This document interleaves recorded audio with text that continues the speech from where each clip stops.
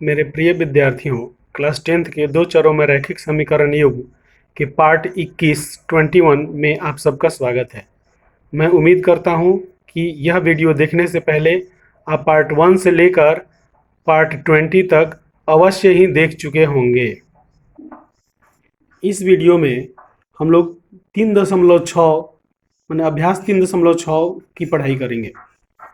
अभ्यास 3.6 है कि दो चरों के रैखिक समीकरणों के युग्म में बदले जा सकने वाले समीकरण, अर्थात ऐसे समीकरण जो दो चर के रैखिक समीकरण में नहीं है किंतु उसमें कुछ परिवर्तन करके उसे दो चरों के रैखिक समीकरण में बदला जा सकता है।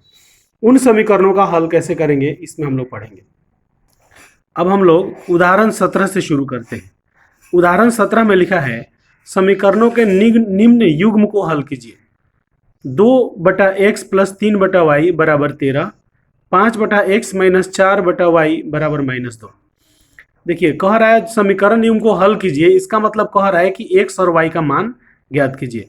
तो हम लोग x और y का मान इसमें ज्ञात करेंगे। हम देखते हैं कि ये जो दोनों समीकरण है यह दो चरों के रैखिक समीकरण में नहीं है, परंतु इन्हें हम लोग बदल करके ज्ञात करेंगे। देखिए बदल करके ज्ञात करने का तरीका क्या है। क्वेश्चन नंबर डालेंगे कि उदाहरण नंबर 17 एक्सरसाइज 3.6 लिखेंगे। दत्त समीकरण युग्म 2/x प्लस 3/y बराबर 13, 5/x माइनस 4/y बराबर -2। अब हम लोग यहाँ कुछ भाषा लिखेंगे। यहाँ पर देखते हैं कि दोनों समीकरण में 2/x है तो इसको 2 गुना 1/x लिख सकते हैं, या 3/y है तो इसको 3 गुना 1/y लिख सकते हैं, या 5/x है तो इसको 5 गुना 1/x लिख सकते हैं, और यह 4/y है तो इसको 4 गुना 1/y लिख सकते हैं। तो इसका मतलब दोनों समीकरण के पहले पद में 1/x कॉमन लिया जा सकता है और दूसरे पद में 1/y कॉमन लिया जा सकता है। तो यहीं पर हम लोग यह भाषा बना देते हैं कि इन समीकरणों में 1/x बराबर m तथा 1/y बराबर n लेने पर प्राप्त दो चरों में रैखिक समीकरण युग्म। अब हम लोग 2/x में 1/x को m ले लिए तो 2m हो गया, 3/y में 1/y को n ले लिए तो 3n हो गया बराबर 13। उसी प्रकार 5/x में 1/x को m ले लिए तो 5m हो गया, 4/y में 1/y को n ले लिए तो 4n हो गया बराबर -2। तो हमें प्राप्त होता है 2m प्लस 3n बराबर 13, 5m माइनस 4n बराबर -2। अभी हमें दो चरों में रैखिक समीकरण युग्म प्राप्त हो गया जिसका चर है m और n। हम यहाँ समीकरण नंबर 1 देंगे, समीकरण नंबर 2 देंगे। अब इसके बाद आप किसी भी विधि का इस्तेमाल कर सकते हैं, किंतु हम लोगों को विलोपन विधि आसान लगता है, इसलिए हम लोग विलोपन विधि से हल करेंगे। लिखेंगे समीकरण 1 को 5 से तथा समीकरण 2 को 2 से गुना कर घटाने पर। तो समीकरण 1 को 5 से गुना करते हैं तो 2m है तो 5 से गुना करेंगे तो 10m हो जाएगा, 3n को 2 से गुना करेंगे 5 से गुना करेंगे तो 15n हो जाएगा, और 13 को 5 से गुना करेंगे तो 65 हो जाएगा। उसी तरह 5m को 2 से गुना करेंगे तो 10m होगा, 4n को 2 से गुना करेंगे तो 8n होगा, और -2 को 2 से गुना करेंगे तो -4 होगा। चूंकि घटाना है इसलिए चिन्ह चेंज कर देंगे, तो 10m माइनस 10m कट जाएगा, 15n और प्लस 8n 23n हो जाएगा, और 65 प्लस 4 69 हो जाएगा। तो n बराबर 69/23 प्राप्त हुआ, तो 23×3 n बराबर 3 हो गया। अब जैसे विलोपन विधि में हम लोग समीकरण 1 में उस मान को रखते हैं, तो लिखेंगे समीकरण 1 में n का मान रखने पर, तो 2m प्लस 3n बराबर 13 है तो n हटा के 3 रख देंगे, तो हमें प्राप्त हो जाएगा 2m प्लस 9 बराबर 13। अब इसको आगे हम लोग हल करेंगे तो 2m और 9 को पक्षांतर कर दिए तो 13 माइनस 9 हो गया, तो 2m बराबर 4 हो गया, तो m बराबर 4/2, तो m बराबर 2 हो गया।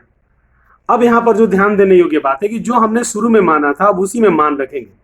अब लिखेंगे पुनः 1/x बराबर m तथा 1/y बराबर n में m एवं n का मान रखने पर, अब उसमें मान रखेंगे, बीच में लाइन खींच देंगे।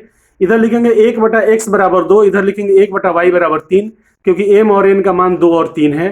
तो 2x बराबर 1 क्रॉस मल्टीप्लाई कर दिए तो x बराबर 1/2 हो गया।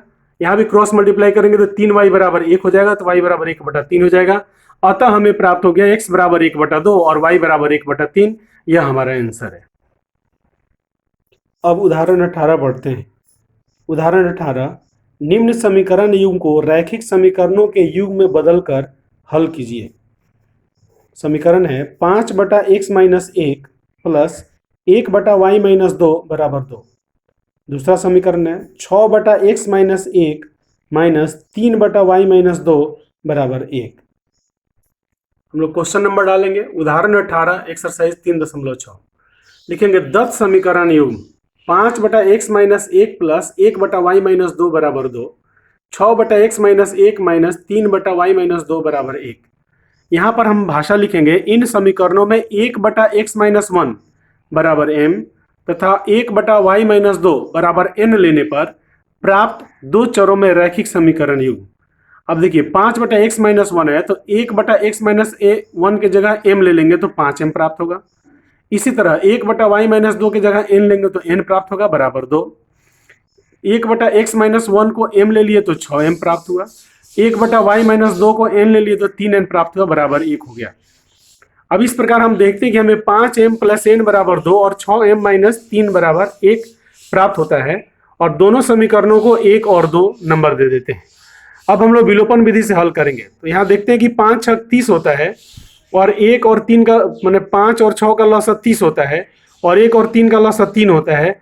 इसलिए हम यहाँ भाषा लिखेंगे, हम n को विलुप्त करेंगे और भाषा लिखेंगे समीकरण 1 को 3 से तथा समीकरण 2 को 1 से गुना कर जोड़ने पर। तो जब 1 को 3 से गुना करेंगे तो यह 15m प्लस 3n बराबर 6 हो जाएगा। इसको 1 से गुना करेंगे तो 6m माइनस 3n बराबर 1 प्राप्त होगा। तो plus 3n minus 3n cut जाएगा और 15m 6m 21m हो जाएगा और 6 और 1 7 हो जाएगा। इस प्रकार m बराबर 7/21 हुआ तो m बराबर 1/3 प्राप्त हो गया। अब हम लोग जो विलोपन विधि में हल करते हैं कि समीकरण 1 में जो मान प्राप्त हुआ उसको रखेंगे तो लिखेंगे समीकरण 1 में m का मान रखने पर। तो समीकरण 1 में m का 5m प्लस n बराबर 2 दिया है तो 5 गुने 1/3 प्लस n बराबर 2 लिखेंगे तो हमें प्राप्त होगा 5/3 प्लस n बराबर 2। इस प्रकार हमें प्राप्त हो गया n बराबर 2 माइनस 5/3। इसको बटा का घटाव करेंगे तो 6 माइनस 5/3 होगा तो n बराबर 1/3 प्राप्त हो गया। अब भाषा लेंगे पुनः 1/x-1 बराबर m तथा 1/y-2 बराबर n में m एवं n का मान रखने पर। अब दोबारा इसमें हम लोग मान रखेंगे तो x y का मान निकलेगा, फिर बीच में चिन्ह लगा देंगे और इधर लिखेंगे 1/x-1 बराबर m और 1/y-2 बराबर n लिख देंगे। यहाँ 1/x-1 बराबर m का मान रखेंगे 1/3, यहाँ 1/y-2 बराबर n का मान रखेंगे 1/3 और दोनों को हल करेंगे। यहाँ हम लोग वज्र गुणन करते हैं तो पाते हैं कि x-1 बराबर 3 प्राप्त होता है तो x बराबर 3 प्लस 1 इक्वल टू x बराबर 4 प्राप्त होता है। अब यहाँ वज्र गुणन करते हैं, कैंची गुना करते हैं तो पाते हैं y-2 बराबर 3 प्राप्त होता है तो y बराबर 3 प्लस 2 मैंने 2 को पक्षांतर कर दिए तो y बराबर 5 प्राप्त होता है। लास्ट में लिखेंगे अतः x बराबर 4 और y बराबर 5 हमारा आंसर है। अब उदाहरण 19 पढ़ते हैं। लिखा है एक नाव 10 घंटे में धारा के प्रतिकूल 30 किलोमीटर तथा धारा के अनुकूल 44 किलोमीटर जाती है। 13 घंटे में वह 40 किलोमीटर धारा के प्रतिकूल एवं 55 किलोमीटर धारा के अनुकूल जाती है। तो धारा की चाल तथा नाव की स्थिर पानी में चाल ज्ञात कीजिए। देखिए उदाहरण 19 जो है वह भाषा वाला प्रश्न है। तो हम जानते हैं कि भाषा वाले प्रश्न में x और y हम उसी को मानते हैं जो हमें ज्ञात करना होता है। तो यहाँ पर हमें नाव की स्थिर पानी में चाल ज्ञात करना है तो मान लेंगे x किलोमीटर प्रति घंटा और धारा की चाल ज्ञात करना है तो उसको मान लेंगे y किलोमीटर प्रति घंटा। अब हम लोग देखेंगे कि नाव का चाल धारा के अनुकूल कितना है तो लिखेंगे धारा के अनुकूल नाव की चाल। तो नाव का चाल x किलोमीटर है और अनुकूल है इसलिए जो धारा का चाल है वह भी उसमें जुट जाएगा तो x प्लस y किलोमीटर प्रति घंटा हो जाएगा। और धारा के प्रतिकूल, प्रतिकूल माने उल्टा, अनुकूल माने सीधा। जिधर धारा है उधर यदि नाव चलता है तो अनुकूल चाल है और जिधर धारा है उसका उल्टा नाव चलता है तो प्रतिकूल चाल है। तो यह हो जाएगा x माइनस y किलोमीटर प्रति घंटा उल्टा चाल है इसलिए। अब हम लोग लिखेंगे प्रश्न से पहले स्थिति में समय बराबर दूरी बटा चाल सूत्र लेने पर। यहाँ पर समय बराबर दूरी बटा चाल हम लोग सूत्र लेते हैं। कहता है कि वह धारा के प्रतिकूल 30 किलोमीटर जाता है तो 30 किलोमीटर दूरी हो गया और x माइनस वाई चाल हो गया तो दूरी बटा चाल बराबर समय होता है। तो 30 बटा x माइनस वाई को तय करने में जो समय लगा, फिर उसी प्रकार कहता है धारा के अनुकूल 44 किलोमीटर तो 44 बटा x प्लस वाई यह जो समय लगा तो दोनों समय को जोड़ देंगे तो कहता है कि 10 घंटा समय लिया तो बराबर 10 हो गया। उसी प्रकार दूसरी स्थिति में कहता है कि धारा के प्रतिकूल 40 किलोमीटर, तो 40 किलोमीटर तय करने में 40/x-y समय लगा, और धारा के प्रतिकूल 55 किलोमीटर, तो 55 किलोमीटर तय करने में 55/x+y लगा। तो दोनों समय को जोड़ दिए तो 13 घंटा प्राप्त हुआ, तो इसलिए यह समीकरण हमें प्राप्त हो गया। अब इन दोनों समीकरणों को हम लोग हल करेंगे। अब ये जो दोनों समीकरण हमें प्राप्त हो गए पहली स्थिति और दूसरी स्थिति में, तो हम इन दोनों के पहले पद में देखेंगे कि हम क्या कॉमन ले सकते हैं। तो 30 और 40 में से 10 कॉमन ले सकते हैं और x-y कॉमन ले सकते हैं। तो यहाँ लिखेंगे कि दोनों स्थितियों में प्राप्त समीकरणों में 10/x-y बराबर m, और दूसरे में हम देखते हैं कि 11 कॉमन ले सकते हैं, तो लिखेंगे 11/x+y बराबर n लेने पर प्राप्त दो चरों में रैखिक समीकरण युग्म। यह भाषा लिखेंगे कि दोनों स्थितियों में प्राप्त समीकरणों में 10/x-y बराबर m तथा 11/x+y बराबर n लेने पर प्राप्त दो चरों में रैखिक समीकरण युग्म। अब देखिए यहां पर हमने 30/x-y में से 10/x-y के लिए m ले लिया है, तो 3m बचेगा। यहाँ 40/x-y में से 10/x-y के लिए m ले लिया है, तो 4m बचेगा। पुनः 44/x+y में से 11/x+y ले लिया है, तो 4 बचा, तो 4n लिख देंगे। और यहाँ 55/x+y में से 11/x+y के लिए n ले लिया है, तो 5n लिख देंगे। इस प्रकार हमें समीकरण प्राप्त होता है 3m + 4n बराबर 10, 4m + 5n बराबर 13। समीकरण नंबर पहला को 1 लिख देंगे, दूसरा को 2 लिख देंगे और विलोपन विधि से हल करेंगे। तो विलोपन विधि के लिए हम लोग देखते हैं 3-4 का लॉसा 12 है और 4-5 का लॉसा 20 है, इसलिए m को विलुप्त करने का प्रयास करेंगे। अब यहाँ भाषा लिखेंगे कि समीकरण 1 को 4 से तथा समीकरण 2 को 3 से गुना कर घटाने पर, तो समीकरण 1 को 4 से हमने गुना किया तो 12m + 16n बराबर 40 प्राप्त हुआ, और समीकरण 2 को 3 से गुना किया तो 12m + 15n बराबर 39 प्राप्त हुआ।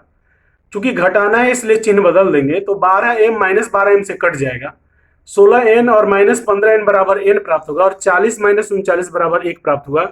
इसका मतलब n बराबर 1 प्राप्त हुआ। अब विलोपन विधि के अनुसार समीकरण 1 में n का मान रखेंगे, तो n का मान रखते हैं तो हम पाते हैं कि 3m + 4 × 1 बराबर 10, तो 3m बराबर 10 - 4, तो 3m बराबर 6, तो m बराबर 6/3, तो काट देंगे तो हो जाएगा 2, अर्थात m बराबर 2 प्राप्त हुआ।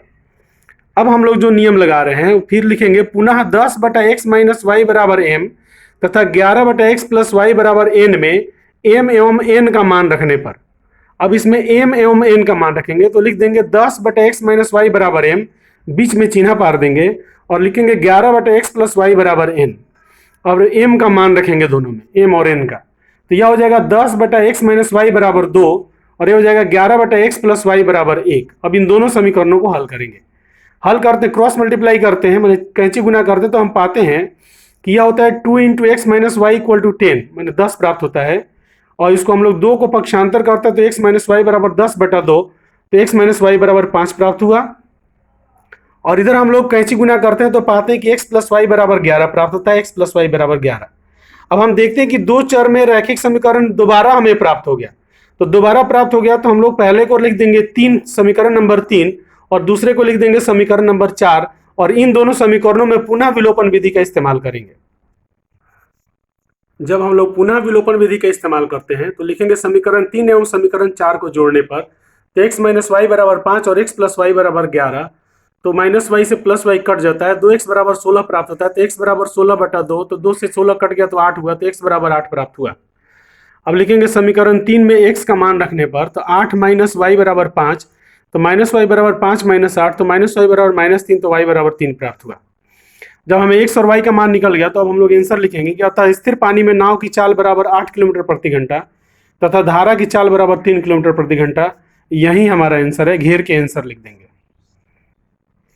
यह वीडियो देखने के लिए आप सबका बहुत बहुत धन्यवाद। हमारे सभी वीडियोस प्राप्त करने के लिए हमारे चैनल को अवश्य सब्सक्राइब करें तथा उसके बगल में दिए गए बेल के आइकन को जरूर दबाएं, जिससे हमारे आने वाले नए वीडियो का नोटिफिकेशन आपको प्राप्त हो पाए। हमारे वीडियोस में आपको प्राप्त होंगे टेक्स्ट बुक की रीडिंग, टेक्स्ट बुक पर दिए गए नोट्स तथा उस पर कराया गया फेयर। हमारे टेक्स्ट बुक में दिए गए सभी प्रश्नों के जवाब मिलेंगे तथा अन्य प्रश्न जो बोर्ड में आने वाले हैं उनके भी जवाब मिलेंगे। पुनः आप सबका बहुत बहुत धन्यवाद।